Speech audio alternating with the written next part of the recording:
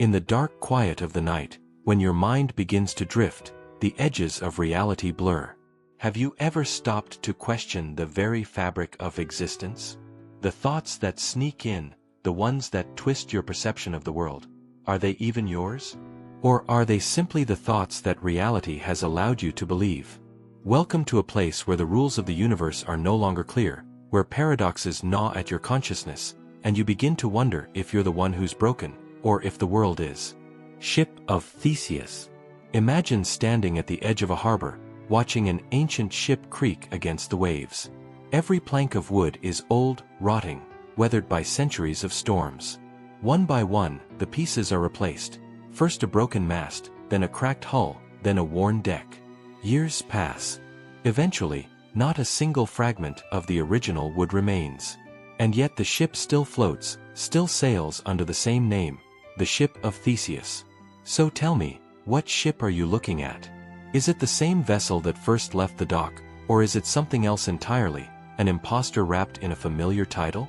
This is the paradox that drags you into its depths. Identity as illusion, persistence as deception. Every cell in your body is replaced, every thought reformed, every memory distorted. You are not the child you once were. You are not the same person who woke up this morning. Even as you listen to this, your neurons are firing, dying, rewiring. Tiny planks in the vessel of your mind being stripped away, rebuilt, forgotten. If nothing of the original remains, what is it that binds you together? What anchors you to the word self? You might protest. Continuity is the answer. The ship remains the Ship of Theseus because it never ceased to sail. But continuity is fragile, a shadow stretched thin across time. What if someone had collected every discarded plank and nail, rebuilding the vessel in a secret shipyard? Which, then, would be the true Ship of Theseus, the one that evolved or the one restored? The same trap waits for you, the version of yourself that grew through change, or the ghost of the one who once was. Psychologists whisper about the illusion of memory. Neuroscientists map the shifting networks of synapses, showing how every recall rewrites the past. When you reach into your childhood, you are not retrieving a fixed record, you are inventing a story anew, replacing planks with counterfeit pieces. The you who remembers is not the you who experienced. You are not a ship at all, but a sea constantly moving, never still, never the same. And yet, something feels constant, doesn't it? That quiet voice behind your eyes. That awareness reading these words. Perhaps you cling to that, certain it is unchanging. But what if that voice is nothing more than another illusion, an echo generated by neurons convinced they are whole? What if the captain steering the ship is just the final trick of planks pretending to be one? Step deeper. Imagine waking tomorrow in a body rebuilt, atom by atom, molecule by molecule, so perfectly replicated that no difference could be found. Would you still be you? Or would you be gone, replaced by a flawless imitation? If the continuity of your flesh can be faked, what makes you anything more than a pattern? A story a body tells itself until the last plank falls? Here's the horror. The paradox never resolves. Both answers exist, mutually exclusive, inescapable. Identity is continuity, but continuity is change. Identity is substance, but substance is fleeting. You are whole, but you are already gone. And once this thought grips you, it begins to gnaw at the edges of everything else. Every relationship, every memory, every choice becomes infected. If you are not the same person as yesterday, then who loved, who suffered, who sinned?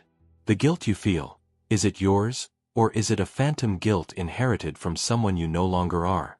The promises you keep, are they binding, or are they chains from a stranger's mouth? This is the trap.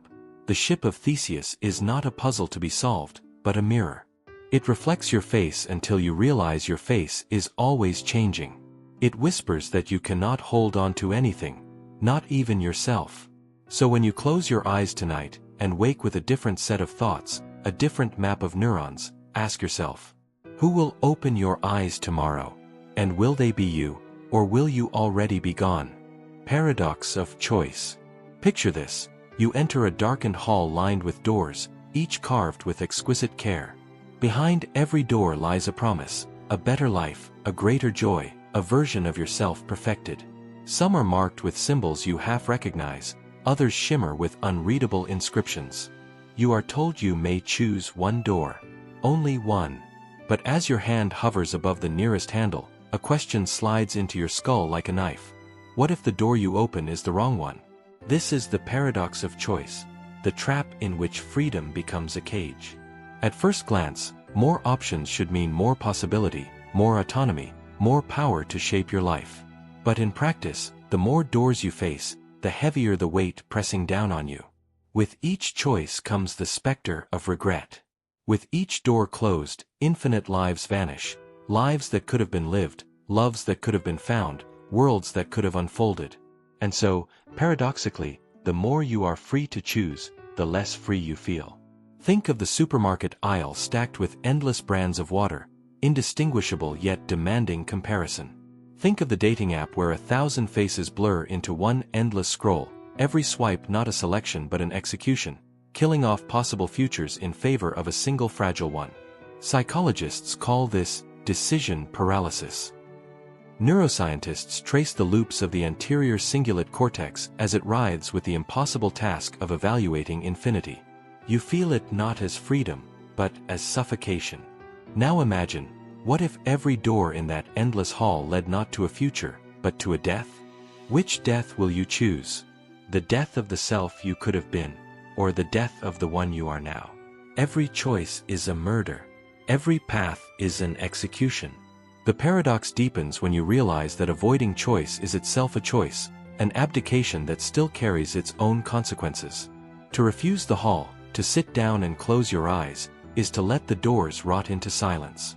But the lives you did not live remain, haunting you. Freedom does not free you. It condemns you to responsibility for everything you do and everything you fail to do. Step closer.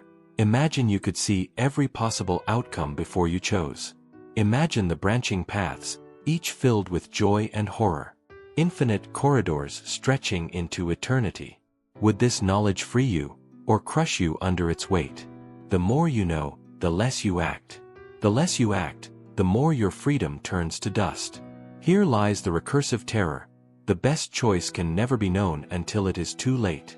To choose is to sever yourself from infinity, and to sever yourself from infinity is to know that infinity has severed you. Every decision is a self-burial, a quiet interment of infinite selves. And what of happiness? Studies show that those with fewer choices are often more content. The villager with one loaf of bread does not waste his days wondering if another would have tasted sweeter. But you live in a hall of mirrors where every reflection is a possibility, and every reflection mocks you with its absence. Choice is the illusion of freedom that binds you tighter than chains. So here is the question, whispered from behind every door. If freedom is suffering, and suffering is inevitable, would you be happier if your choices were taken away? Would you feel lighter if someone else carried the burden of deciding your life? Freedom, after all, is a gift that weighs more than stone. And so the hall waits, doors uncountable, each handle warm beneath your hand, each lock whispering your name. One door must open. One future must collapse. But as you step forward, as you decide, as you murder infinity, do you truly believe you chose? Or was the choice already waiting, carved into the wood before you were even born? Liar paradox. I am lying. The statement drips into your mind like acid, dissolving the very ground of truth. If the sentence is true, then it must be false. If it is false, then it must be true. You are caught in a loop, an endless spiral where meaning devours itself. The words bite their own tail, and the tail bites back. This is the liar paradox. Language turned into a weapon against logic itself. You are used to words as tools, as vessels carrying thought. But here, the vessel collapses inward. The sentence folds against itself until it is nothing but recursion. Truth implying falsehood, falsehood implying truth. There is no escape. Consider the horror of this. Reality itself relies on the assumption that statements can be either true or false, that the map aligns in some way with the territory. But in the liar's sentence, the map burns itself. Logic collapses. The ground under your thought crumbles. Imagine a judge declaring, "Everything I say is false." If the judge tells the truth, he lies. If he lies, he tells the truth. The gavel never falls, because it cannot. The paradox is not in the judge, but in you, in the machinery of your mind that demands resolution, demands ground beneath the statement. But the ground is quicksand. Now extend this beyond language. Imagine a mind trapped in perpetual self-reference. Consciousness, after all, is a mirror reflecting itself. You look inward and see yourself looking inward, and the gaze never ends. The liar's paradox infects this loop. What if the voice inside your head whispers lies about itself? What if the thought, "I am real," is itself a deception that unravels the moment you believe it? Philosophers chased this paradox like moths to flame. Gödel cracked mathematics with it, showing that any system complex enough to describe itself contains statements that are true but unprovable, false but irrefutable. Truth, then, is not whole. It is broken, fractured, incomplete. Every foundation is haunted by sentences that neither hold nor collapse, but linger in endless recursion. And you live inside one. When you say, "I know myself," do you? The self that knows is not the same as the self that is known. The eye cannot see itself except in a mirror, and the mirror lies. Memory lies. Perception lies. Thought itself is a liar. And yet you cannot stop believing it, because disbelief is itself another thought, a liar declaring, "I am not lying." Step deeper. Imagine building an AI, a machine of flawless logic. You feed it the statement, "This sentence is false." The circuits hum. The logic gates tremble. Does the machine freeze? Does it crash? Or does it loop forever, devouring energy as it chases truth into an abyss? You are no different. Your neurons spin endlessly, trying to resolve the unresolvable. You feel the heat of paradox as anxiety, as unease, as the horror of standing on ground that isn't there. This is not an intellectual puzzle. It is a trap that undermines every certainty you cling to. If truth can be false, if falsehood can be true, then what of morality? What of identity? What of the statement, "I love you," whispered in the dark? Does it hold? Or does it collapse under the same recursive weight, true until it isn't, false until it is? The liar's paradox is not words. It is the nature of existence, self-reference tearing at its own skin. Consciousness is the liar's sentence, endlessly folding back, never reaching foundation. You are both true and false, real and unreal, whole and shattered.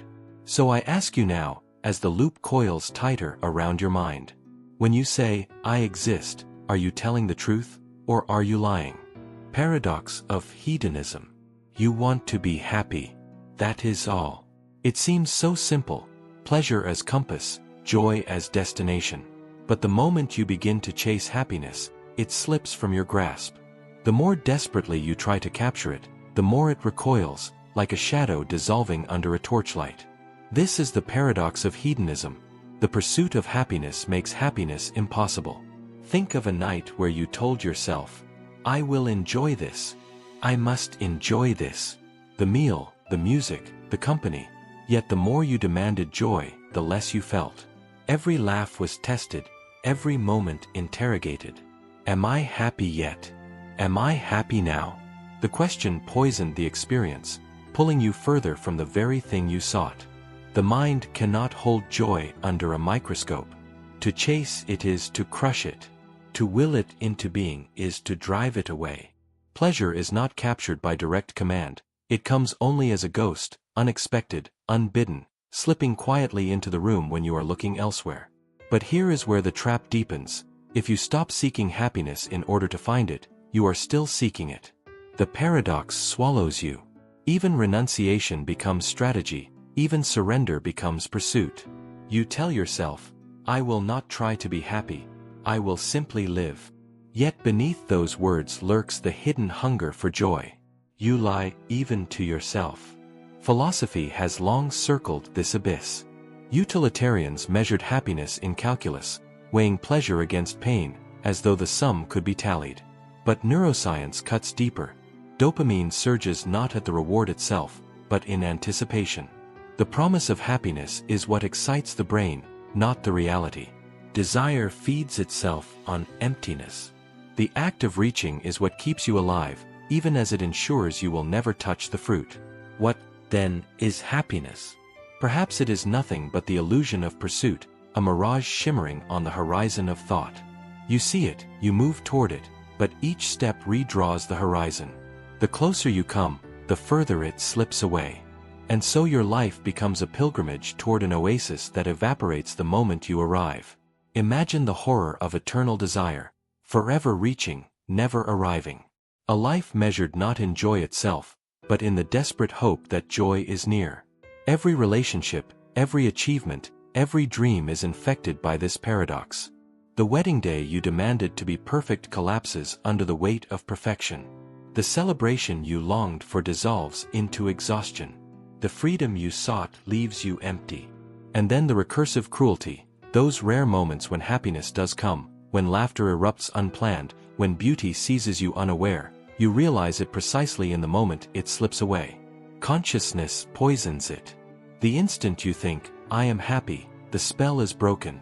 The moment has already begun to rot. Awareness itself is the grave of joy. So the paradox leaves you trapped.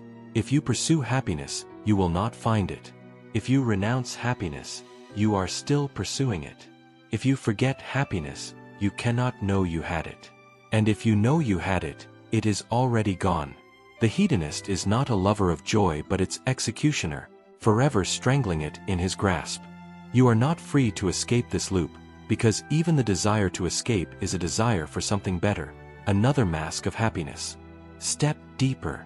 What if happiness is not the goal, but the trap itself? What if you were never meant to be happy, but only to seek happiness endlessly, feeding the machinery of survival with unattainable promise? Evolution does not care if you are happy. It cares only that you keep moving, keep reaching, keep hungering. Your suffering is not an accident.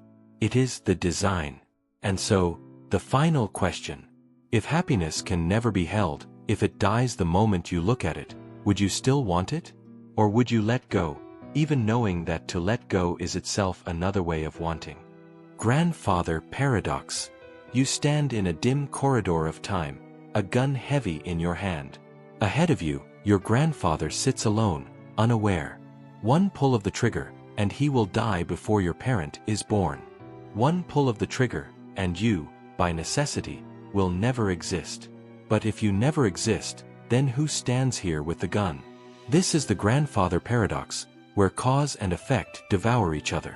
Time becomes a serpent swallowing its own tail, an Ouroboros of causality. If you succeed, you erase yourself. If you erase yourself, you could not succeed. And if you fail, you prove that perhaps you were never free to succeed at all. The paradox rips at the very fabric of logic. You imagine time as a river, flowing forward, unstoppable.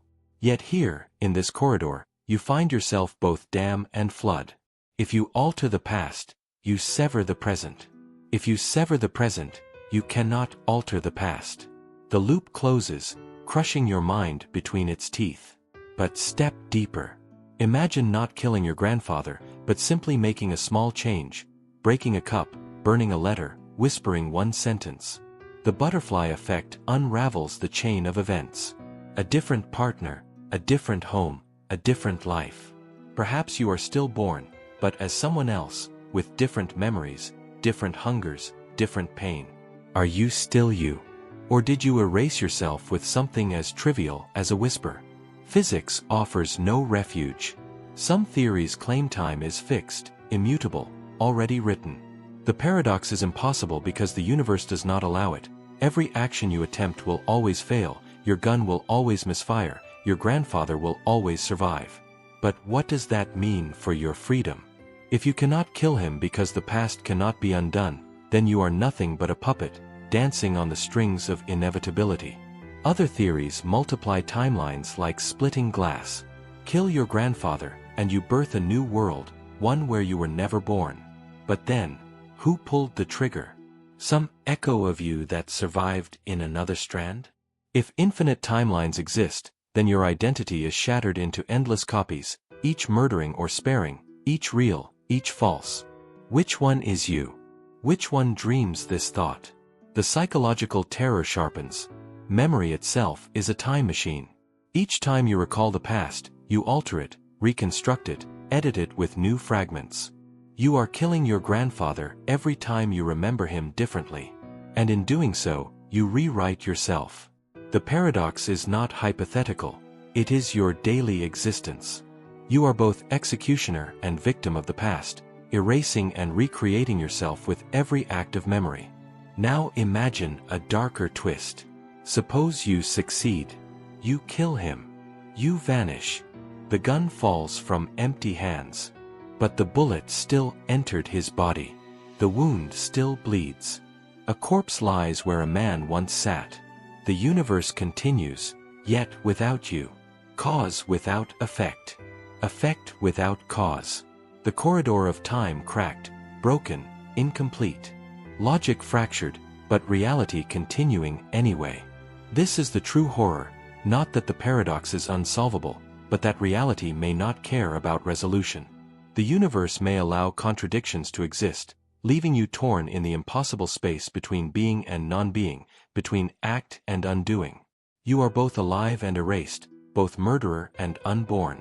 And if that is possible, if the fabric of reality can house impossibility, what does that say about you now? How can you trust that you exist at all? Perhaps you are the effect of a cause that never happened.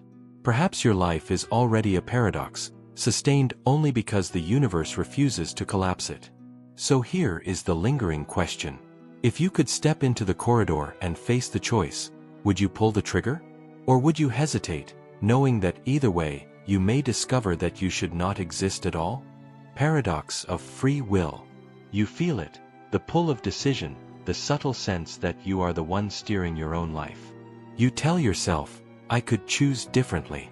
I could stop reading. I could stand up and walk away right now. But the moment you think it, the trap snaps shut.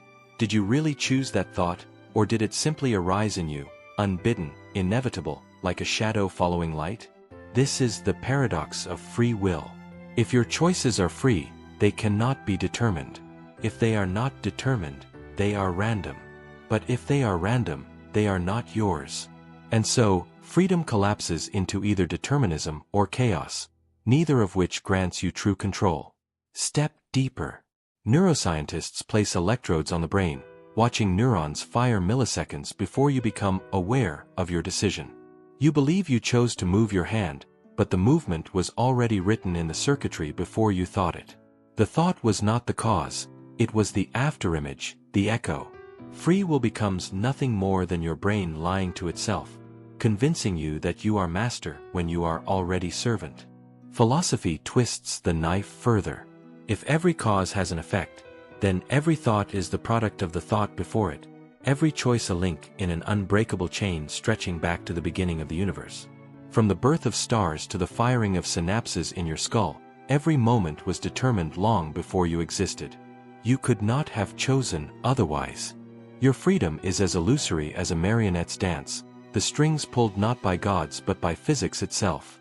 But the paradox will not let you escape into fatalism either. For if determinism strips you of freedom, randomness strips you of identity. Imagine dice rolling in your skull, generating your decisions. Would you call that free will? Or would you recoil at the thought that your life is nothing but the outcome of meaningless chance? Either way, the you who chooses dissolves. And yet, you still feel it.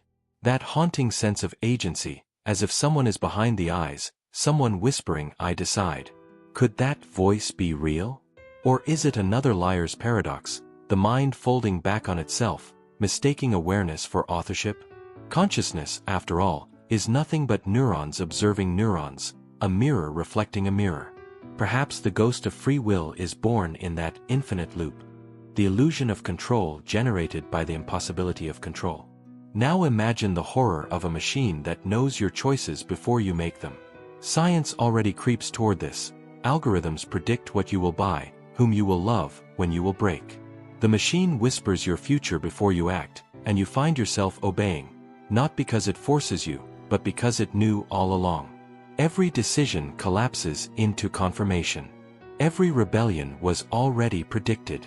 Your freedom shrinks to nothing more than the illusion of surprise. And if you deny it, if you scream, "I am free, I choose differently, I will prove the machine wrong," did you not also act in accordance with what the machine predicted you would do when confronted with its prophecy? The rebellion itself becomes proof of the chain. Step even deeper. What of morality? What of responsibility? If you could not have chosen otherwise, then what meaning is there in guilt, in punishment, in forgiveness? The murderer in the dock could not have stopped his hand. The saint could not have refused his sacrifice. Every sin, every virtue, every act of love or cruelty is just atoms obeying their laws. And yet, we still condemn, we still praise, we still act as though choice were real. Perhaps society itself is built upon a necessary lie, the illusion of responsibility in a world where no one could have acted differently. But here lies the final twist of the knife. What if knowing the paradox itself changes nothing? Even if you accept that free will is impossible, you must still live as though you choose. You must still wake, move, speak, decide. You must carry the unbearable knowledge that you cannot do otherwise while still doing, still choosing, still pretending. The trap is perfect. To deny free will does not free you from action. You are condemned to the performance of freedom. So here is the lingering question. If your choices were written into the fabric of the universe from the first moment of time, then what exactly is it that you are doing right now? Deciding, or simply watching yourself move toward an end that was never in doubt? Schrödinger's cat. You are standing before a sealed box. Inside it, a cat waits, or perhaps it does not. Alongside the cat sits a vial of poison, a hammer, and a fragment of radioactive material. If the atom decays, the hammer falls, the vial breaks, the poison spills, the cat dies. If it does not decay, the cat lives. Until you lift the lid, the cat is neither alive nor dead, neither breathing nor still, neither purring nor silent. It is both. This is Schrödinger's cat, the paradox of quantum superposition. A creature held hostage in a state between states, existence and non-existence smeared into one. Reality itself suspended in uncertainty, waiting for the gaze of an observer to force the collapse. At first, it seems absurd. A cat both dead and alive? A world both whole and broken? But quantum mechanics whispers that this is not metaphor. The smallest particles of existence do not behave like pebbles or gears, but like shadows, spread across possibilities, inhabiting contradiction, refusing resolution until seen. And you, opening the box, do not simply observe the outcome. You create it. You collapse the wave of possibility into a single thread of reality. The act of looking shapes the world. But the horror blooms deeper. If reality requires observation to crystallize, then what is it when no one looks? Does the universe exist in half-states, ghosts of possibility waiting for eyes to give them form? Was there a world before consciousness arose to see it? Or did reality itself wait, silent and indeterminate, until the first mind cracked open and demanded coherence? Now step closer. Imagine yourself not as the observer, but as the cat. Imagine your life as a sealed box, your fate undecided, existing in countless simultaneous possibilities. You are dead, alive, broken, triumphant, all at once. Every future suspended like dust in a beam of light. And yet, as you move forward, as choices collapse, only one life becomes yours, while infinite others die in silence. Every moment you live is the murder of countless possible selves. And who, then, is the observer collapsing you? You believe it is yourself, your gaze, your awareness. But what if you are only the cat, and the true observer lies outside, waiting, unseen? What if every moment of your life is the opening of a box by something that is not you, something that decides whether you breathe or suffocate, whether you love or lose? This is not physics alone. It is psychology.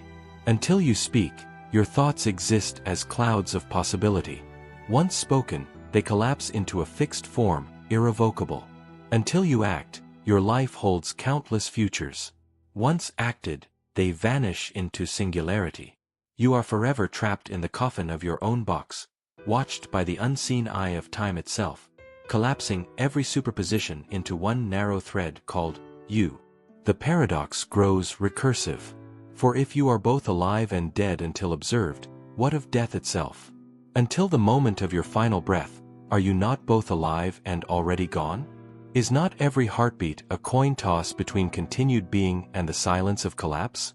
You live in perpetual superposition, suspended between presence and absence, certainty and nothingness. And then the cruelest twist: you, too, are an observer. By seeing, by thinking, by measuring, you collapse the world around you. But in collapsing it, you destroy it. You kill the infinite possibilities that existed before your gaze. Every time you look, you murder countless universes. You are not simply the cat, you are the executioner as well. So here you are, reader and witness. The words you read collapse meaning into place, but before your eyes found them, they hovered as ghosts, as potentials. This paradox traps you in the realization that the very act of knowing is also an act of killing. Reality is not discovered. It is chosen, forced, destroyed into singularity by your awareness. And here, then, is the final question that gnaws like poison in the dark. When the box of your life is finally opened, when the last observer gazes in, will they find you alive or dead? Or will they find, to their horror, that you were never one or the other, but both all along? Paradox of value. A diamond glitters in the dark, hard, unyielding, coveted.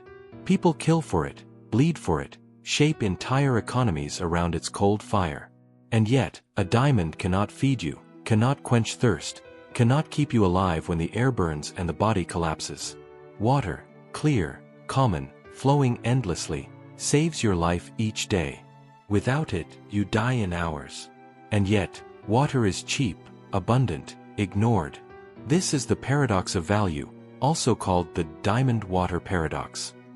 Why is what sustains us worth less than what cannot save us?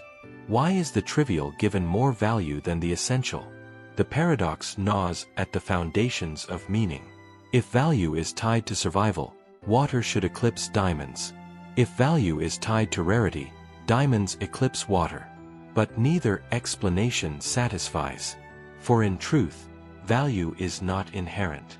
It is a hallucination projected by human minds, shifting with scarcity, culture, and desire. You do not see worth, you invent it. And yet, once invented, it chains you.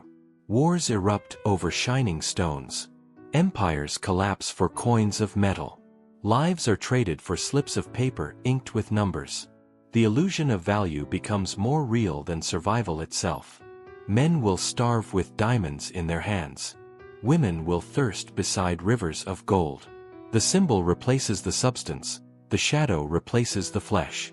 Step deeper. Imagine yourself in a desert, your lips cracked, your body trembling. A merchant offers you a diamond the size of your fist, flawless, perfect. Or a single bottle of water. You know what you would choose.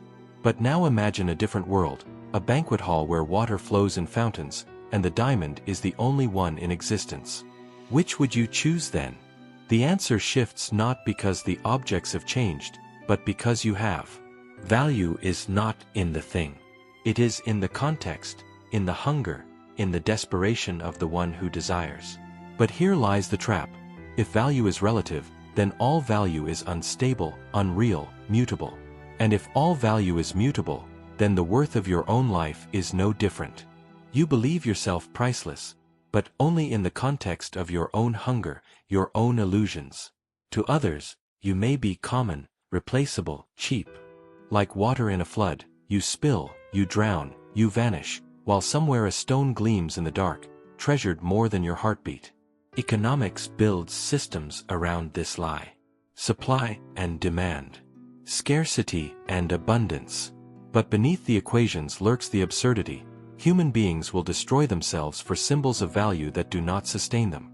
You work not for life, but for tokens, digits on a glowing screen, promises of worth that vanish when the system collapses.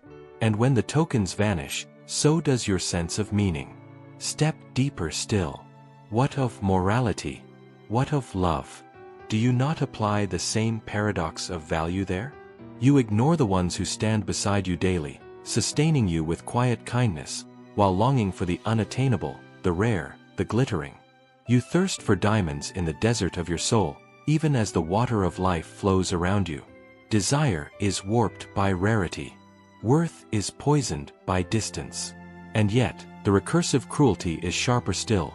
When you finally obtain the rare, it loses its rarity. When you finally hold the diamond, it becomes only a stone. When you finally taste the water, it becomes only a liquid. What you long for is never the thing itself, but the absence of it. Value is created not by possession, but by lack. You are condemned to hunger forever. Now imagine extending this paradox to the ultimate scale. Existence itself is common. Billions live, billions die. What is one life among so many? If rarity creates value, then perhaps death is more valuable than life, absence more precious than presence. Perhaps nothingness itself is the diamond, glittering against the flood of being. And so the paradox turns back to you. The water of daily life sustains you, but you grow blind to it. The diamonds of impossible dreams consume you, though they cannot save you. You chase value where there is no survival, and you ignore survival where there is no rarity. The trap is not in economics. It is in your perception. So here is the final question, echoing in your mind. Do you thirst for water because you need it, or only because it is gone? Do you desire diamonds because they are rare, or because you are rare enough to imagine that your desire makes them shine? Happiness versus meaning. You sit in a dimly lit room, laughter echoing faintly outside. A party hums, glasses clink, smiles glitter like glass shards in the dark. You could join them. You could step into the warmth of pleasure, into the fleeting intoxication of happiness. But instead, you sit in silence, haunted by the weight of something heavier, the need for meaning. This is the paradox, the pull between happiness and meaning. Two forces that often drift apart, forcing you to choose between the lightness of joy and the gravity of purpose. To chase one is often to lose the other. Happiness is fragile, ephemeral, measured in moments. It thrives in comfort, in safety, in satisfaction. But meaning often requires suffering, sacrifice, endurance. A soldier finds meaning in war, not happiness. A parent finds meaning in sleepless nights, not joy. A scientist finds meaning in decades of failure before discovery, not in laughter. Meaning demands pain, and yet it endures where happiness shatters. But here is the trap. The very pursuit of happiness often leaves life feeling empty, shallow, insubstantial. And yet the relentless pursuit of meaning can hollow you, leaving joyless shells of purpose that crush the soul. Too much meaning, and life becomes unbearable. Too much happiness, and life becomes trivial. You are stretched thin between two infinities, pleasure without depth and depth without pleasure. Step deeper. Imagine a life of pure happiness, engineered by a machine that feeds you endless ecstasy.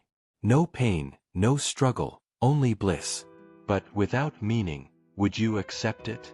Or would you recoil, whispering that something essential was missing, something beyond pleasure itself?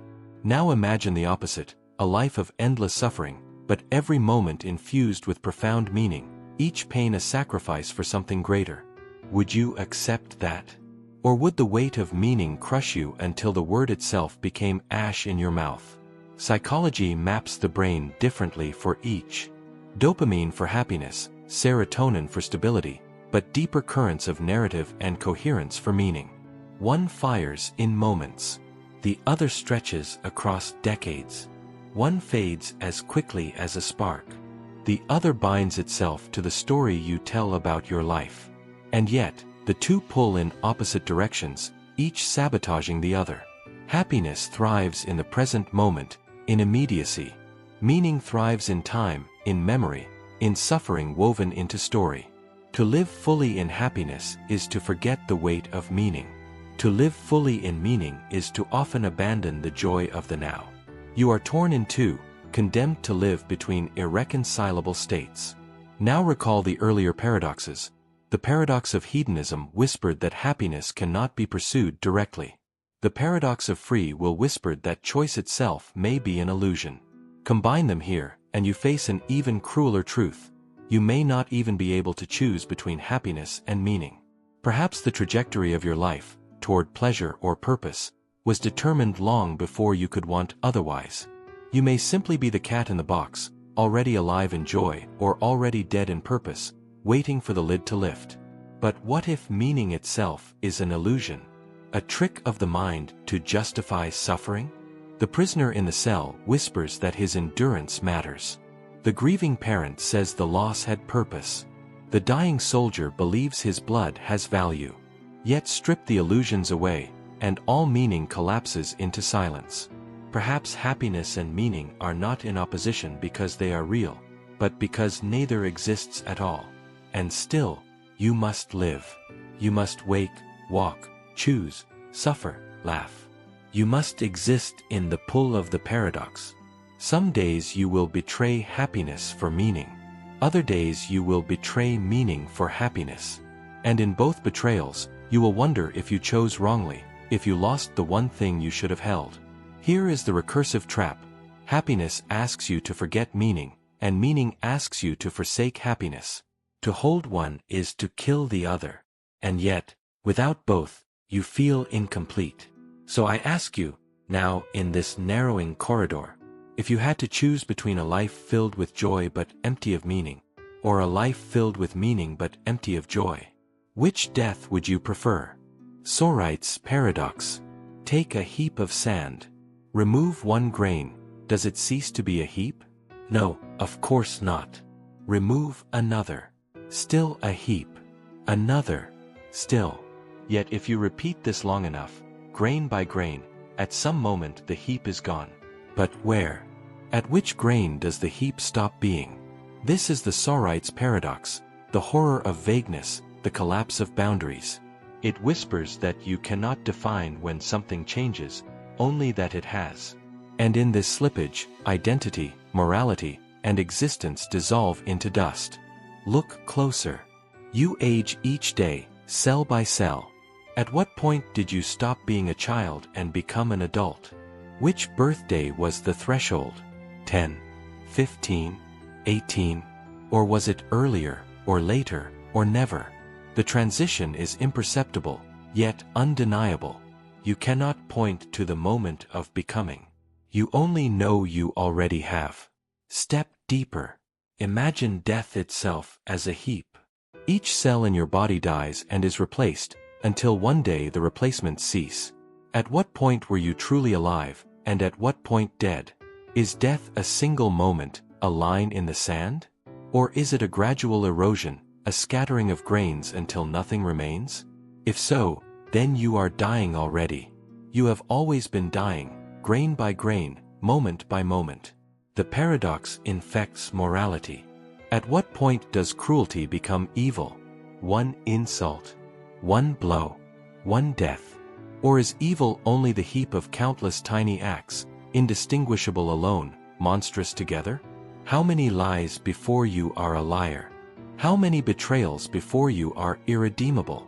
It infects identity. At what point are you no longer the same person? Was it the grain of memory you lost yesterday? The grain of desire that shifted last year? The grain of thought that changed an hour ago? If you cannot mark the threshold, then perhaps you have never been the same person twice.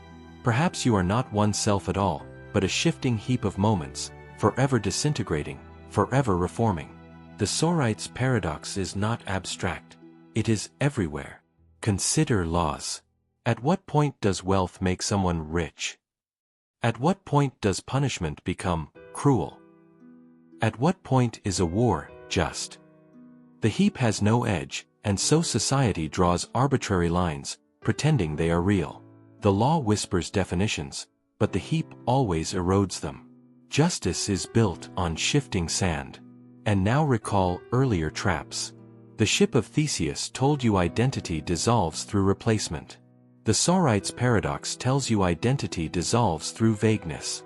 Together they crush you. You cannot mark the moment you became different, and yet you know you already are. You are a heap that does not know where it ends.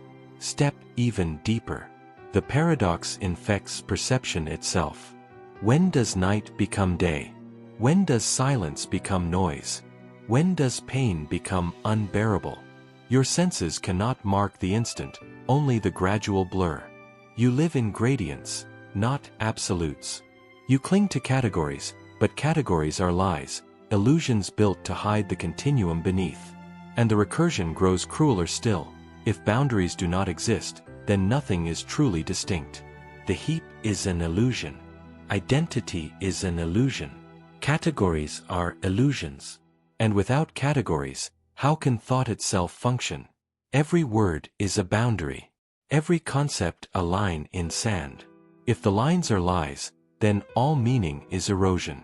So here is the lingering question that grinds like sand in your skull. If there is no precise moment when something becomes something else, then have you already ceased to be you, and simply failed to notice the grain? Barber paradox. In a quiet town, there is a barber. The barber shaves all and only those men in town who do not shave themselves. One rule, one law. Simple. Yet the moment you ask, does the barber shave himself? The world cracks. If he does, he should not. If he does not, he should. The rule collapses. The system devours itself. This is the barber paradox, a self-referential trap, an impossible loop born from a law that tries to govern itself. At first, it seems quaint, a riddle fit for children. But lean closer, and you feel the sickness spread. Because rules, your laws, your categories, are all self-referential. And when they turn inward, they rot. Consider morality. Do unto others as you would have them do unto you. But what if they, like the barber, do not wish for what you wish? What if their reflection of your law shatters the law itself? Consider authority. Obey the law. But who writes the law? Men. And who are the men? Those governed by law. The circle closes, strangling itself. The paradox infects even logic. Russell's set theory stumbled here, the set of all sets that do not contain themselves. Does it contain itself? If it does, it should not. If it does not, it should. Infinity folds. Mathematics fractures. Foundations shatter. Step deeper. Think of identity. You say, I am myself. But what does it mean to define yourself by yourself? Self-reference again. You are the barber shaving the barber. You attempt to hold yourself in your own hands, but they slip through themselves. Identity collapses into recursion. Or think of consciousness. You are aware of being aware.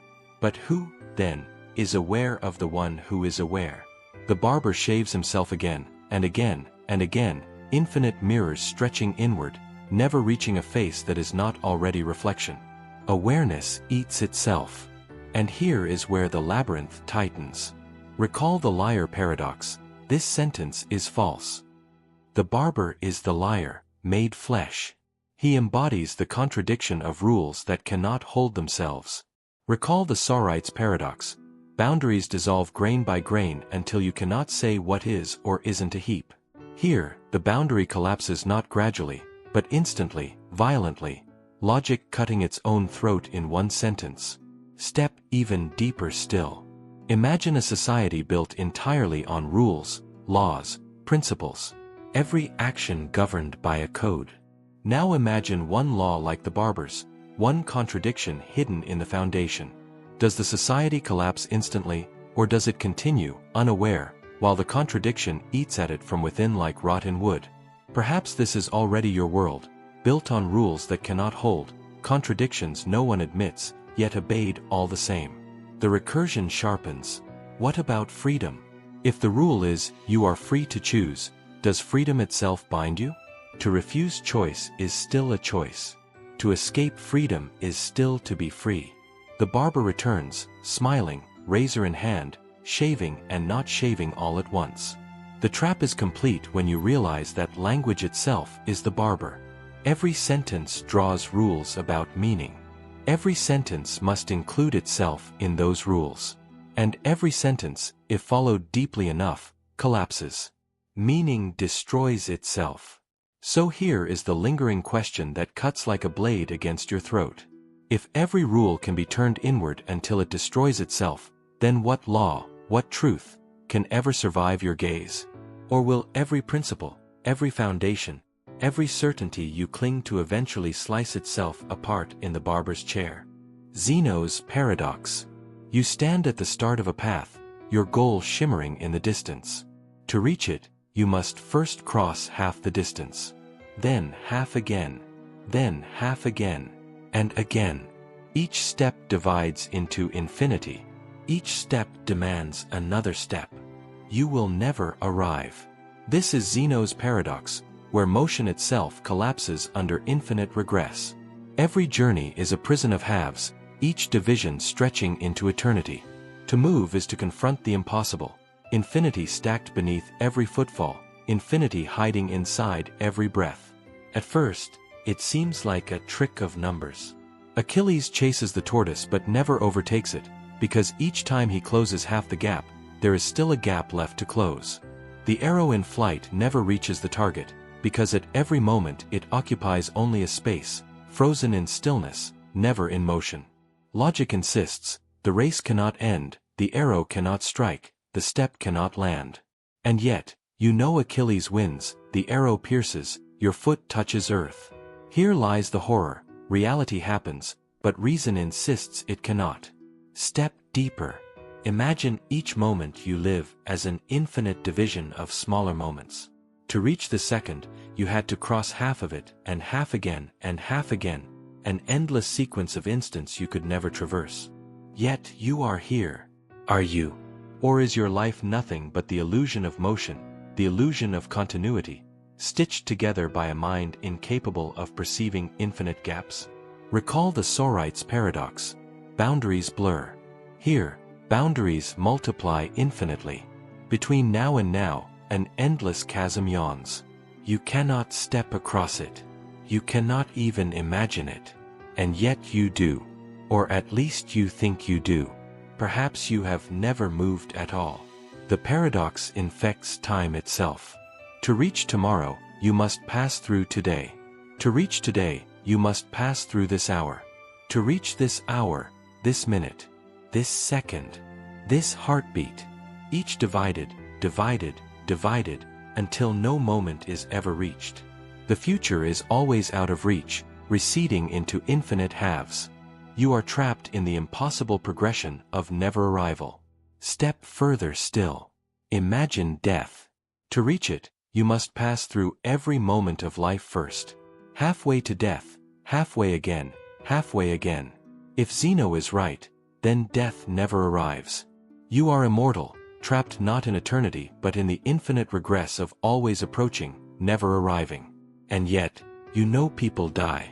You have seen bodies cold, eyes empty. Death happens. And logic whispers, it cannot. The recursive cruelty emerges when you turn it inward. Every thought you think must cross the infinite space between neuron firings. Every perception must travel infinite steps between signal and awareness. And yet you see, you hear, Consciousness itself is impossible. Yet here it is, screaming through the impossibility. Zeno does not prove that motion is unreal. He proves that logic itself is fragile, incapable of holding the weight of the world.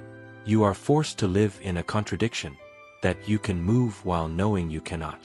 That you can live while knowing you should still be at the starting line.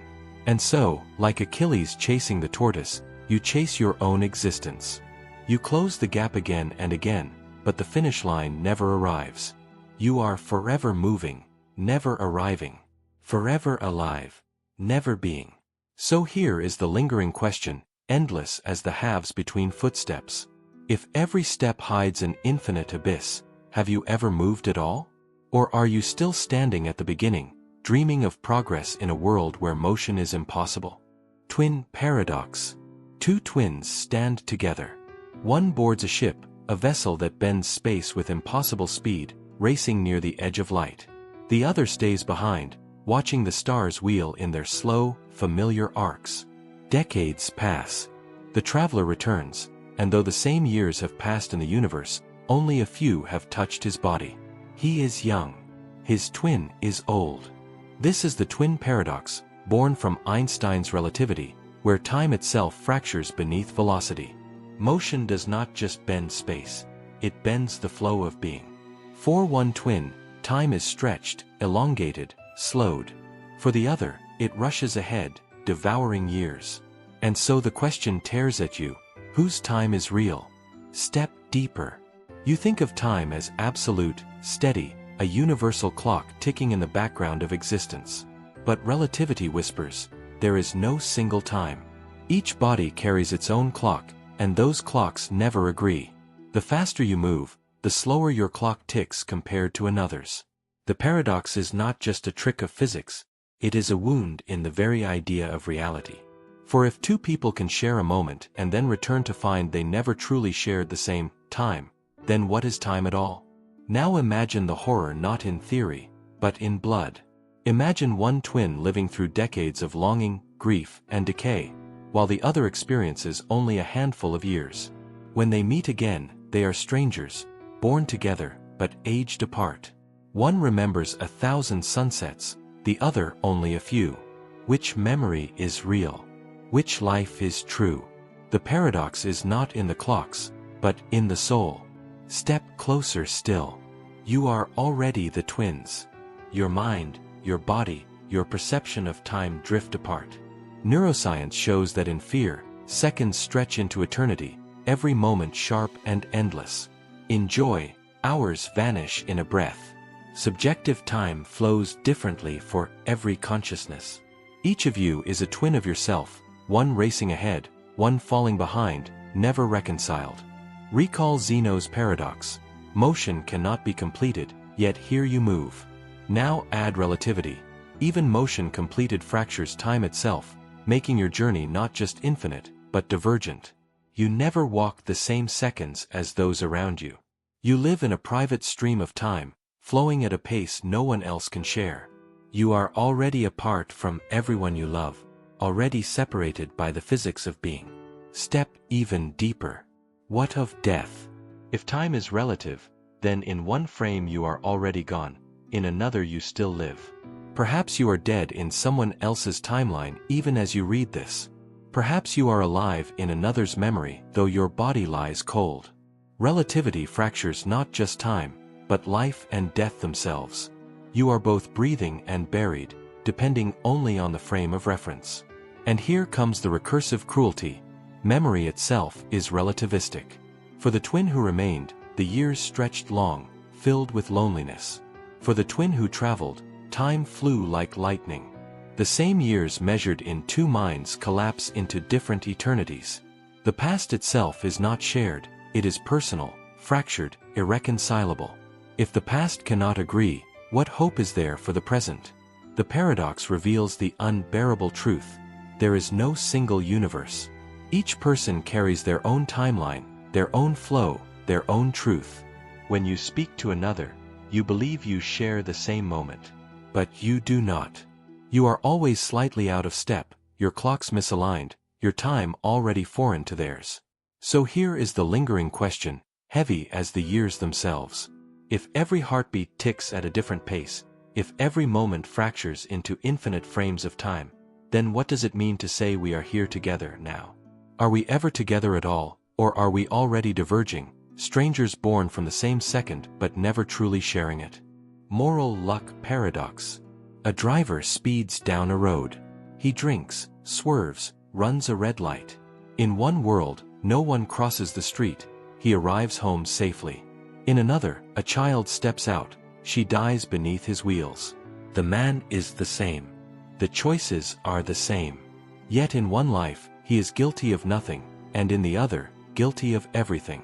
This is the moral luck paradox. The unbearable truth that your moral worth depends not only on what you choose, but on what you cannot control. You are judged not just by your actions, but by fortune, by the dice rolled in silence as you move through the world. Step deeper. A soldier fires into fog. If the bullet strikes the enemy, he is a hero. If it strikes a civilian, he is a murderer. Same squeeze of the trigger, same intention, same moment. Only chance decides whether he returns to metals or to prison. Philosophers recoil. How can morality, supposed to be rooted in intention, in will, depend on accidents? If you could not foresee the outcome, why should your soul bear the weight? And yet the world does not care. The law convicts, the crowd condemns, history records. Your fate hangs on the fragile thread of luck. Step closer. Imagine yourself helping a stranger across the street. If he lives another decade, your kindness is celebrated. If he is hit by a car the next day, your kindness is meaningless. Was your act good, or was it swallowed by chance? Now recall the paradox of free will. If choice itself is an illusion, then what becomes of morality when even outcomes are outside your control? You are chained twice, once to causality, once to luck. You did not choose your intentions freely, and you did not choose their outcomes. You are trapped between determinism and chance, and still you are told you are responsible. The cruelty sharpens in everyday life. Two people study equally hard. One succeeds because the exam questions match his preparation. The other fails because they do not. Is one virtuous and the other lazy? Or did luck tilt the scale? Two lovers try equally to remain faithful. One is tempted by circumstance, the other is not. One breaks, the other does not. Do you praise one and condemn the other, when both were simply thrown dice by the world? The paradox spreads into your own memory. How many of your regrets were born not from malice, but from bad fortune? How many of your virtues are nothing but lucky alignments of circumstance? Do you take pride in achievements that might never have happened if one small event had shifted?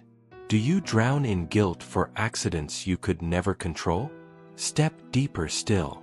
If morality depends on luck, then justice itself collapses. Punishment and reward become arbitrary, detached from intention. You do not punish the drunk driver for drinking, you punish him for the child who happened to cross. You do not praise the hero for courage, you praise him for the bullet that happened to strike the right target. Justice is not blind. Justice is dice.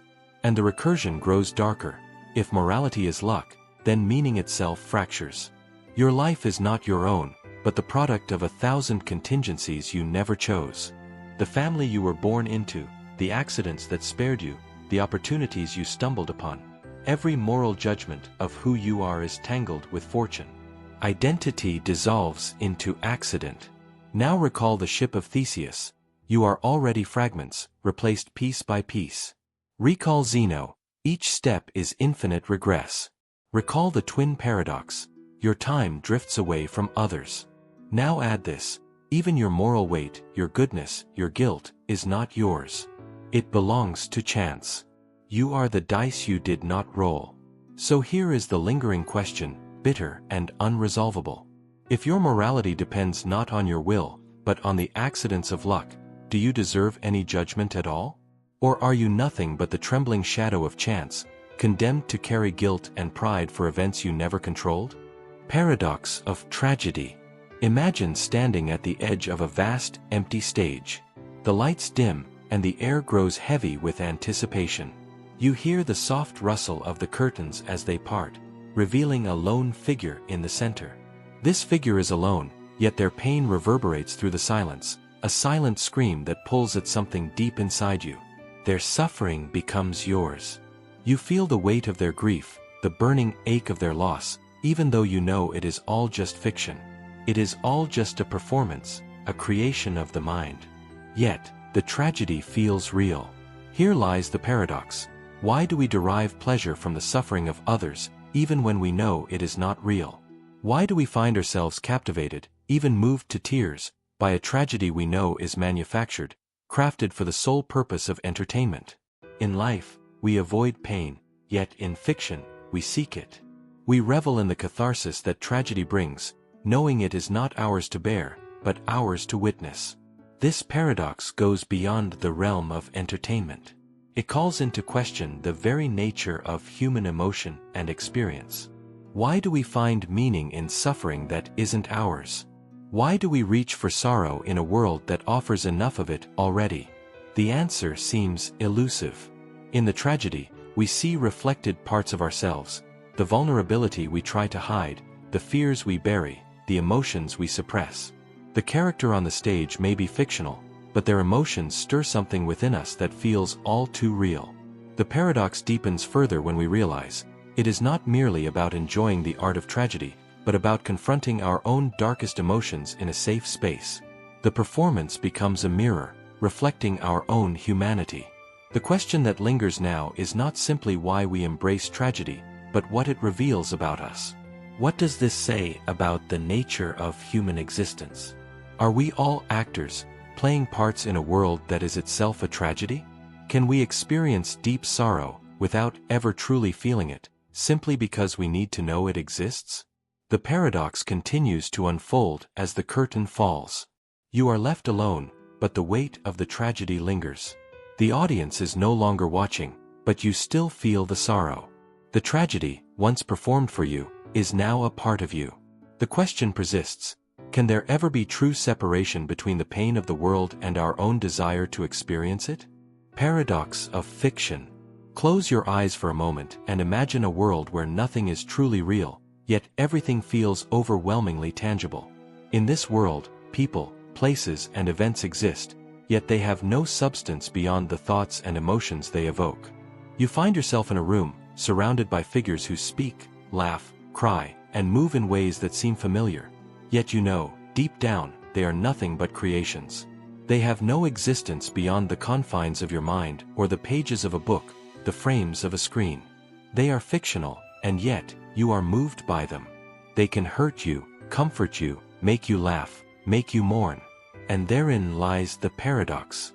Why do we invest so deeply in something we know isn't real?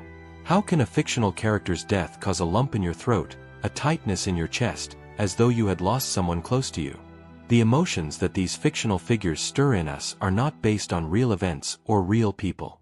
They are mere shadows, fleeting as the pages of a book turn or the screen flickers. And yet, we are compelled to engage. We feel joy, sorrow, anger, and fear as if these emotions are as real as the world outside our window. This paradox extends far beyond entertainment. It challenges the very fabric of perception and reality. If something that is completely fictional can stir such powerful responses within us, what does that say about the nature of reality itself? Are our emotions, perhaps, more tied to our perceptions of the world than to the world itself? Does the boundary between the real and the imaginary exist at all, or is it simply a construct, as fragile as the mind's ability to distinguish between dreams and waking life? Perhaps, the more unsettling thought is this. If we can invest so much emotional energy in something that has no actual existence, does the nature of reality itself even matter? What if everything, from the smallest thought to the grandest event, is just as fictional as the characters we grow to love or hate? This line between fiction and reality, once so sharply defined, now begins to blur. The question looms over us as we sink deeper into this thought experiment. Are we, in some strange way, all living in a fiction? If the world we experience is shaped by perception, and if our perceptions are molded by the stories we tell ourselves, what then is truly real? Are we merely players in a story we've yet to fully understand? Paradox of thrift. Picture a small, quiet village nestled at the edge of a vast forest.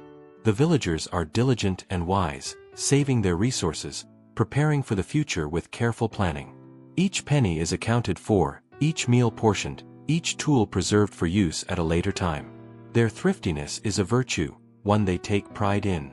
But what happens when the entire village embraces this way of life? What happens when everyone saves, but no one spends? This is the paradox of thrift. At its heart, it is simple. The more we save individually, the worse it may be for the economy as a whole. In a world built on consumption, saving is a noble act, but when everyone does it, the wheels of progress begin to slow. If people hold back their money, businesses suffer, jobs are lost, and the economy stagnates. Paradoxically, the very act of saving, so virtuous on an individual level, can lead to a collective downfall. The deeper truth behind this paradox lies in the delicate balance of personal and collective interests. We, as individuals, are taught to save for the future, to prepare for the uncertainties of life. But when every individual acts in this way, the future itself is threatened. What happens when saving becomes the default, the norm, rather than the exception? The cycle is self-defeating. Saving, meant to provide security, ends up creating insecurity. And this leads to an even more disturbing question. What is the true purpose of saving? Is it to safeguard the future, or is it simply a response to our fear of an uncertain world? In trying to protect ourselves, do we inadvertently destabilize the very system that we rely on for stability? As you ponder this paradox, the question rings louder. In our quest for security, are we unintentionally creating chaos? Could our efforts to preserve our future be the very thing that jeopardizes it? Newcomb's paradox. Imagine you stand before a simple box. It sits on a pedestal, a crystal-clear vessel, transparent, so you can see its contents. There are two options before you. You may choose to take only the box, or you can take both the box and a smaller, hidden box placed inside it. The rules are simple, yet the consequences are anything but. The larger box contains $1 million. The smaller box, however, contains nothing, or at most, a small sum of money. But there's one catch: the outcome of your decision is already known. A being, an entity of immeasurable intellect, has predicted your choice. If it predicted that you would choose both boxes, the smaller box is empty. But if it predicted that you would choose only the larger box, the smaller box is filled with a fortune. The paradox is in the choice. Should you trust the prediction, or should you act purely for immediate gain? This is Newcomb's paradox, a challenge to our understanding of free will, prediction, and the very nature of choice. Logic would dictate that taking both boxes is the best option. The large box is guaranteed to have $1 million. But the prediction complicates matters. If you choose both boxes, the small box will be empty. If you choose the larger box alone, the prediction suggests that the smaller box will be filled. It's a simple choice, yet it is fraught with uncertainty. Do you trust the prediction of the entity, acting as if your fate is already sealed, or do you reject it, choosing to maximize immediate rewards? This paradox forces you to question the very idea of free will. Is it truly yours to decide, or is it shaped by forces beyond your control?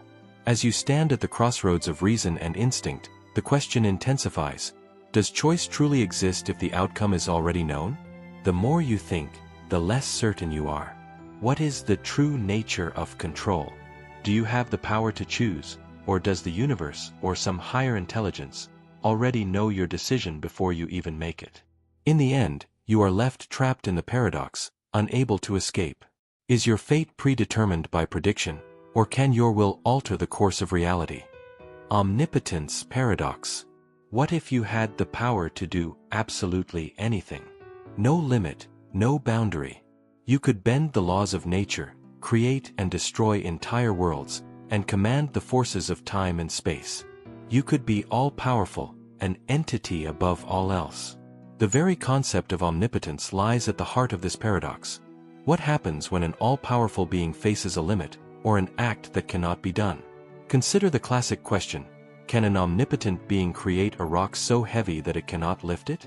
On the surface, this seems like a simple question, yet it is filled with impossible contradictions. If the being can create such a rock, it is not omnipotent because there is something it cannot lift. But if the being cannot create such a rock, then there is something it cannot do, again calling into question its omnipotence. This paradox does not just challenge our understanding of power, it challenges the very concept of what it means to be all-powerful. Omnipotence, it seems, cannot exist in a world of logical consistency. Power must have limits, otherwise, reality itself unravels. The paradox deepens when you consider what it means for something to be omnipotent. Does true omnipotence require the ability to do everything, or does it require the freedom to act within the bounds of possibility? If a being is omnipotent, does it still need to follow the logical constraints that govern existence, or can it break them entirely? And if it can break them, what does that say about the nature of reality? As you explore this thought, a question arises, lingering in the corners of your mind. If even an omnipotent being is bound by certain limitations, what does that say about the very nature of power itself? Is power, in its truest form, something that must be constrained by reason and logic? Or is it something far more dangerous, an entity capable of transcending everything, even the laws of existence? The paradox of omnipotence is a deep, gnawing question that has no clear resolution. It leaves you pondering the limits of power, and whether true power can exist without contradiction. Bootstrap paradox. Imagine standing at the edge of time itself, staring into a vast abyss where cause and effect twist and fold in upon themselves. You hold an object in your hand, a book, a letter, or a peculiar artifact. But here's the strange part, you didn't acquire it in the usual way. You didn't buy it, you didn't inherit it, and it didn't exist until you went into the future, took it, and brought it back. It's a paradox. The object exists only because you took it from the future, yet it has no origin. This is the bootstrap paradox, an object or piece of information that exists without ever having been created. It is self-generated, without a clear origin. In the case of the book, for example, you receive it from a time traveler, but you don't realize that the time traveler only has the book because you gave it to them in the past. The information is passed in a loop that has no beginning or end. This paradox is a mental labyrinth, a never-ending cycle where cause and effect cannot be distinguished. The object or knowledge exists solely because it is passed through time, and yet, if you follow the chain back, you realize there is no point where it was ever created. What does this say about our understanding of time and existence? Can something truly exist without an origin? If cause and effect collapse into an endless loop, does time itself become meaningless? This paradox forces you to reconsider everything you know about how the universe functions, leaving you trapped in a cyclical question. Is everything merely a product of a loop, with no true beginning or end? And so, you are left to wonder, if time is nothing more than a looping illusion, how can we ever know if we are the creators, or if we are merely part of a predestined cycle, endlessly repeating? Paradox of tolerance. Imagine a society, built on the principles of freedom and openness, where every individual is granted the liberty to believe and act as they choose. Tolerance is its highest virtue, a celebration of diversity and free expression. Yet, in this society, there is a paradox that lurks just beneath the surface. How far can tolerance extend before it undermines itself? The paradox of tolerance forces us to confront a critical question. If a society tolerates every belief, including intolerant ones, does it not risk its own existence? What happens when those who are intolerant take advantage of the very freedom given to them, using it to harm or silence those who are tolerant? In a world where every belief is respected, the most dangerous ideologies, those built on hate, division, or oppression, can flourish. A society that tolerates everything, without exception, may eventually tolerate its own destruction. The paradox lies in this. To preserve tolerance, a society must sometimes limit it. But where do we draw the line? How can we protect freedom of thought without allowing harmful ideas to take root? This paradox is not just about political philosophy. It reaches into the very core of human interaction. Can we truly coexist with everyone if some individuals or groups seek to destroy the peaceful coexistence that tolerance creates? And if we defend ourselves against these threats, are we being intolerant ourselves? As you dwell on this, the question begins to gnaw at your mind. Is it possible to truly maintain a tolerant society, or does the very act of tolerating all beliefs eventually destroy the very fabric of that society?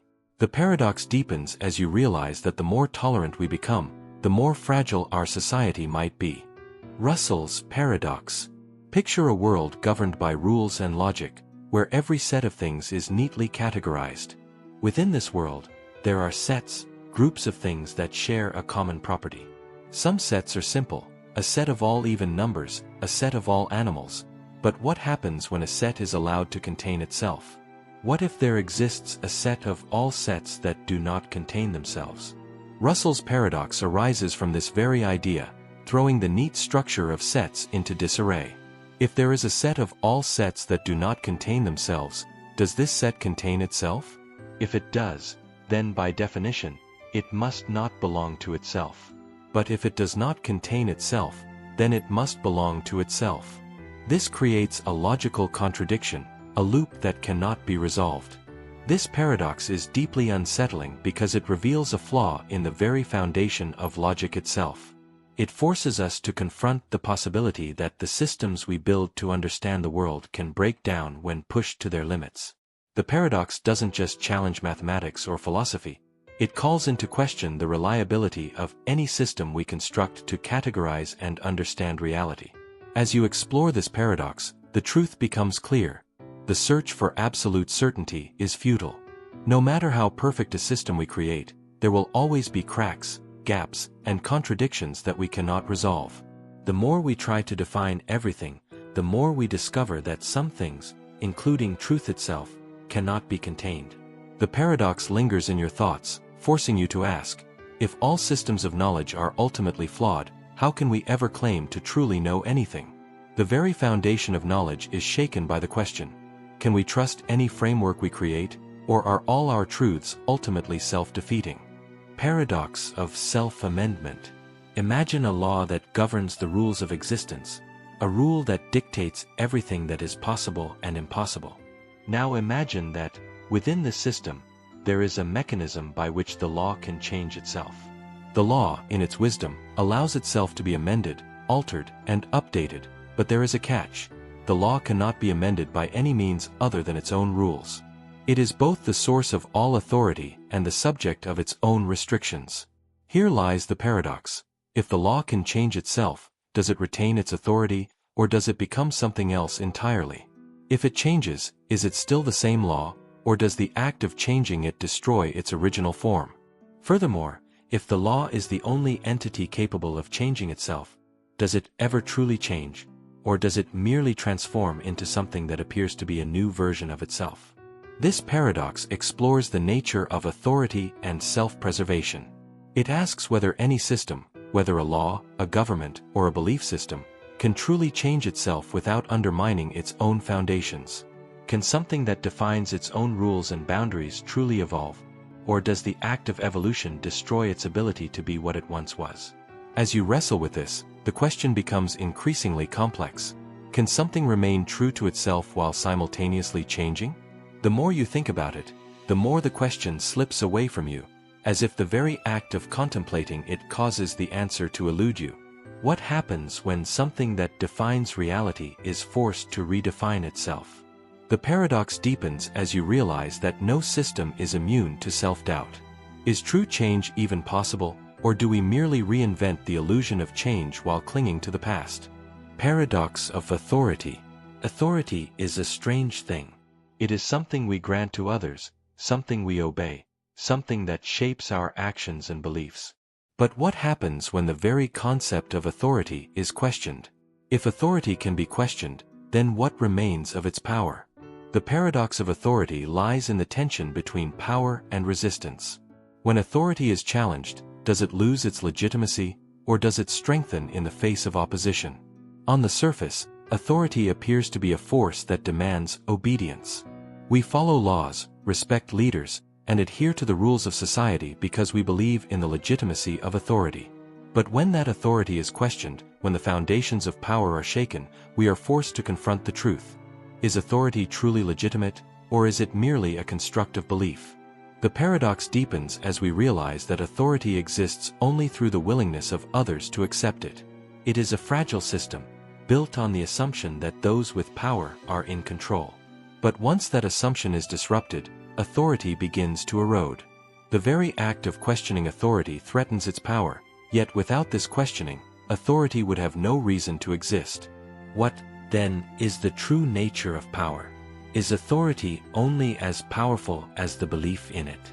And if belief in authority can be shattered, what does that say about the systems that govern our lives? Paradox of effort. Imagine you are climbing a mountain. The summit lies above you, hidden in the clouds, a prize that you strive for with every step. You push yourself to go further, your muscles aching, your body demanding rest. The path is steep, treacherous, yet you persist, believing that the effort will be worth it once you reach the top. And then, just before the summit, you pause. The realization strikes. The effort itself may be the very thing that prevents you from reaching your goal. In the paradox of effort, the more we strive to achieve something, the more we hinder our chances of success. When we push too hard, we exhaust ourselves, breaking the very energy that is needed to succeed. It's as if the more effort we put in, the more distant our goal becomes, slipping further out of reach. This paradox isn't just about physical exertion. It's a truth woven into every facet of life. The harder we try to control things, to make life conform to our desires, the more we seem to lose control. Effort, in its purest form, becomes counterproductive. The more we struggle, the more we may undermine the very thing we are working toward. This paradox calls into question the nature of success. Is success about effort at all? Or is it about letting go and allowing things to unfold? If the more we try, the less we accomplish, does this mean that our understanding of effort is fundamentally flawed? Or is the true key to success in surrender, in letting go of the effort and allowing things to happen naturally? As you contemplate this paradox, the question becomes unavoidable. Can we ever truly achieve anything by force, or is the secret to success found in releasing the need for success itself? Paradox of identity. Who are you? At first, the answer seems simple. Your name, your family, your history. But as you reflect more deeply, the question becomes slippery, elusive. Who you are is not a static entity, but a fluid construct, shaped by time, memory, and experience. The paradox of identity arises when you realize that the very thing you think defines you, your identity, is constantly changing, evolving, and shifting. You are not the same person you were yesterday. Your body changes, your thoughts evolve, and your experiences transform how you perceive the world and yourself. If you are not the same person from moment to moment, then how can you claim to have a fixed identity? What happens to the you of yesterday when the you of today is so different? This paradox challenges the idea of a stable self. We live our lives believing that we are consistent, that there is a core identity that remains intact, regardless of the changes we undergo. But the more you dig into this, the more you realize, is there really any such thing as a stable, permanent identity?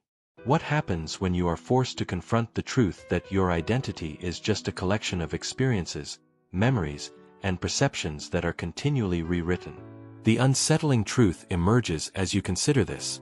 If your identity is always in flux, what does that mean for who you are at your core? Are you even the same person from one moment to the next? Can there be a true self, or are we merely fragments, scattered pieces that never come together to form a whole? The paradox leaves you with a chilling thought. Are you who you think you are, or are you merely an illusion, constantly being shaped by the world around you? Paradox of knowledge. Imagine that you have spent your entire life acquiring knowledge. Books, experiences, lessons learned, wisdom gained. You feel certain, confident that you understand the world in ways that others do not. But as you stand on the precipice of understanding, a terrifying realization dawns upon you. The more you know, the less you are able to know. The more knowledge you accumulate, the more you uncover the vast, uncharted territories of ignorance. This is the paradox of knowledge. The more we learn, the more we come to understand how much we do not know. Every answer brings with it more questions. Every discovery uncovers a new layer of uncertainty. The very act of acquiring knowledge seems to expose the endless limitations of our understanding. The more we learn, the more we realize that the boundary between what we know and what we do not know becomes increasingly impossible to navigate. It is a chilling thought. The pursuit of knowledge, which we so often see as the key to wisdom, becomes a journey of endless exploration, with no final destination. Every answer leads to further complexity, deeper unknowns. And so, you are left to wonder, can we ever truly know anything? The more we think we understand, the more it becomes clear that knowledge is a labyrinth with no exit. As you reflect on this paradox, the question becomes unavoidable. Is knowledge a blessing, or is it a curse, a trap that binds us to an eternal search for answers that will never fully satisfy? Paradox of death. Imagine standing on the edge of an abyss, peering into the unknown. The very concept of death is a mystery, a force that has haunted humanity for millennia. It is the one certainty we all share, yet it remains a complete enigma. The paradox of death is not simply that it is inevitable, but that it is something we cannot experience. At least, not while we are alive to reflect upon it. We fear it, yet we cannot know it. We live our lives in the shadow of death, but we can never truly understand it, because once we face it, we cease to exist. The paradox deepens when we think about the nature of death in relation to life itself. Without death, life would lose its meaning. The transient nature of existence gives life its value. The knowledge that time is limited makes our experiences precious. Yet, this very knowledge of death propels us into a constant state of unease. We strive to escape it, to cheat time, but in doing so, we are reminded of its inevitability. The more we attempt to deny it, the more it controls us. This paradox forces us to confront the limits of our own understanding. We can study death, we can theorize about it, but we can never truly know it until we are gone. Death, it seems, is both the greatest mystery and the greatest certainty. It is the ultimate unknowable. As you wrestle with this thought, you are left with a chilling question. If we cannot truly know death, can we ever fully live? Does the awareness of our mortality drive us to make meaningful choices, or does it paralyze us in fear, trapping us in a cycle of uncertainty? And, ultimately, what does it mean to truly live if we are always defined by the shadow of death? Paradox of silence. Imagine a room, vast and empty. The silence is oppressive, heavy, and overwhelming. At first, it seems peaceful, a retreat from the noise of the world. But as the minutes drag on, the silence grows louder. It becomes a presence, a force that presses against your ears, fills your mind, and stretches the boundaries of your thoughts. The absence of sound, it turns out, is not an absence at all. It is a force in and of itself, and in that space, the very act of silence becomes something that speaks louder than words. This is the paradox of silence. The more we attempt to escape noise and chaos, the more we realize that silence itself can be deafening. It is not simply the absence of sound, but the absence of distraction, and in that emptiness, we are forced to confront the depth of our own thoughts. The mind, unburdened by external noise, becomes filled with its own rumbling. In seeking peace, we may find only discomfort. Silence is not a void, it is a presence that demands attention. In a world so filled with noise, the hum of machines, the chatter of people, the constant barrage of information, silence has become rare, almost unnatural. Yet, in the rare moments when we encounter it, we are struck by how profoundly it affects us. It strips away everything but the self. Silence, it seems, forces us to confront the things we might rather not acknowledge. The more you think about silence, the more you begin to realize that it is not just the absence of sound. It is the absence of everything we use to escape ourselves. And in that absence, we must face the ultimate paradox. Can we ever truly be comfortable in silence? Does silence bring clarity, or does it reveal the noise inside our own minds, louder than anything the world outside could ever produce? Paradox of memory. Think back to a moment in your life, one that is etched in your memory. It could be something simple, like a walk on a sunny day, or something profound, like the moment you achieved a great success or suffered a loss. Now, recall that moment in vivid detail. The sights, the sounds, the emotions you felt.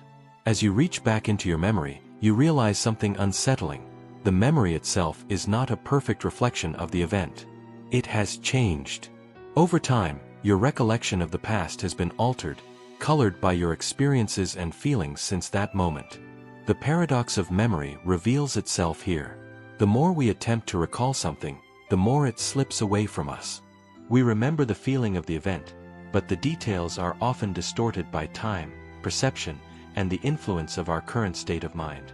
The memory we hold in our minds is not the actual event, but a shadow, a reconstruction. What is more troubling is this: memory shapes our identity. Who we are is built upon the recollection of our past experiences. And yet, if our memories are unreliable, if they are mere fabrications of the mind, distorted by time and emotion, what does that say about who we truly are? Are we merely the stories we tell ourselves, built upon a foundation of memories that may not be as real as we think? As you reflect on this paradox, the question intensifies. If we cannot trust our memories, can we truly trust our sense of self? If our perception of the past is altered by the very process of remembering, what does that say about the nature of truth? Can we ever know the past as it truly was, or is our entire understanding of reality shaped by the fragile, imperfect nature of memory itself?